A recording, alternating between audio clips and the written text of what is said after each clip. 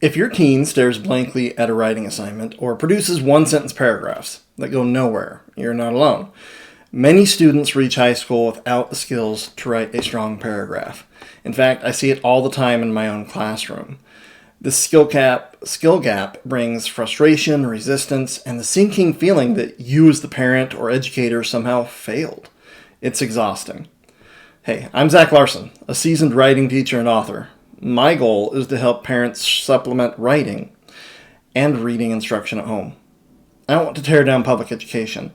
I want us all to build something positive together that takes the best of the old and merges it with the best of the new to create a system of education for the modern world. Here's the truth most curricula won't tell you, though. We too often jump from basic sentences straight to 5-paragraph essays without spending enough time on the critical middle step. So today, I'm revealing exactly what that gap is, why it happens so often in homeschooling and public school, and a simple low-pressure way you can close it. As a seasoned writing teacher who has worked with hundreds of reluctant teen writers, and many every day, I've seen this fix transform frustrated kids into confident communicators. So most writing programs assume kids automatically know how to build a paragraph once they can write sentences. But a strong paragraph requires a completely different set of skills. A clear topic sentence that actually controls the idea. Relevant supporting details that stay on topic. Logical flow and transitions. A concluding sentence that wraps up without repeating. When these pieces are missing, teens freeze or write vague, disjointed blocks of text. So here are some common signs that your teen may have this gap. Do they write one long run-on sentence instead of multiple sentences? Do they list random facts with no organization whatsoever? Can they explain what this paragraph is about? Do they produce 3 to 4 sentences that feel like separate thoughts, not a cohesive paragraph? And do they repeat details without purpose? Well, if so, here's the thing. Traditional programs and many popular homeschool ones move quickly from grammar drills or copy work to full essays. There's rarely dedicated time to practice paragraph structure in isolation, and that includes for short answer problems. It's not just one-off paragraphs, but it's short answers in history or economics or English or even math. They need to know how to write this paragraph and pull the correct details. So here's the result. Teens hit high school overwhelmed, and parents feel unqualified to teach what is never explicitly taught otherwise. So here's a method that can work. There's lots of things that you can do, but here's one example. So first, you need to start with modeling. You need to show, don't just tell. This isn't just creative writing advice. It's good advice for writing paragraphs. So start by writing a paragraph together on a high-interest topic, like video games, favorite foods, a recent family trip, something that they already have knowledge about. The key here is to focus on writing, not learning new content. Practice writing about things your teen is already interested in so that their cognitive processing can focus as much of their brain power as possible on the difficult task of structuring a paragraph. Next, you can break it into color-coded parts. For example, the topic sentence could be highlighted in green, the details in yellow, the concluding sentence in blue. I use this strategy in my 11th grade classes all the time, even on final drafts of their essays. This visual organization is a cue, and it helps them know when they have all of the needed elements. And it also is a test. If they have the right thing highlighted the right color, then they probably understand what that thing is. Next, you can also use fill-in-the-blank scaffolds or modeling design, you can use fill-in-the-blank scaffolds or models. And then as they practice that, you can gradually remove them. Next, practice short, focused paragraphs, probably no longer than 4 to 6 sentences, and move on to longer things later. Write the paragraphs, or have them write them, and then revise them together. Don't skip revision, because we learn a lot more from our failures and fixing those things than we do our successes.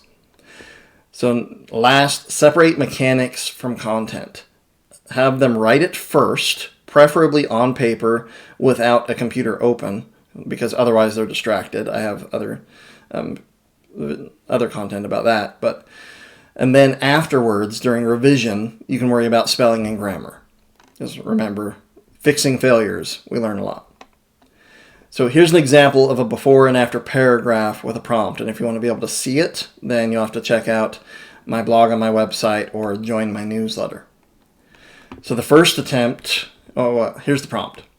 What surprised you most about the movie Project Hail Mary? I picked that because currently it's very popular, and I really liked it. Good show. So here's the first attempt. I didn't know the guy would be friends with a rock alien. The rock alien was weird and kept making stuff and rolled around. They were in space a long way away. Right? So the sentence goes on. One of them is a run-on sentence. There are not many details, and it doesn't actually tell us a whole lot. It doesn't provide an opinion. It just states a couple very vague ideas about what they were, or memories. So here's a better revised version, and on my website you can see it color-coded. I was surprised that the main character would become friends with an alien and sacrifice for him. Before going to space, the main character was selfish. It took him a long time to agree to help with the research on the sun. By the end of the movie, he was willing to sacrifice for an alien he had only just met because they had worked together to accomplish something good. So you can see that the second version pulls specific details or concrete details and builds upon them to explain an opinion and prove something. And you can do this through a lot of practice and revision. So if you're not sure if your teen is in this gap or has this gap, how do you diagnose it? Well, try this. Ask your teen to write one paragraph explaining why they like or dislike a popular movie or game. Then you can look at it together and then go through this checklist below. Sorry, this checklist. It's below if you're looking at the blog.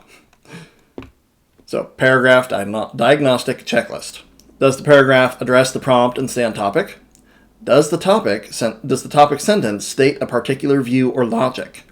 Do the supporting details point to specific aspects of the topic and support the topic sentence? Do the supporting details build a case for the topic sentence? Does the concluding sentence provide a final reason that brings all other points together in support of the topic sentence? And really, most of those should be answered as yes. If most of them are not, or none of them are, then there's a gap. So once paragraph writing clicks, essays become so much easier. Your teen gains confidence, and writing battles decrease. So if your teen is stuck at the paragraph level, you don't have to figure this out alone. I've spent over 10 years in the secondary classroom helping students close this exact gap with step-by-step guidance, and I can teach you how to help your student do the same. So if you want help, go ahead and join my free newsletter. It's for homeschool and concerned parents, and even educators. I send out tips, resources, and updates on the regular. The link's in my description and on my bio. If this post helped, go ahead, don't forget to like and subscribe, and share it with a parent who needs to hear this. Hey, thanks for watching, and I'll see you next time.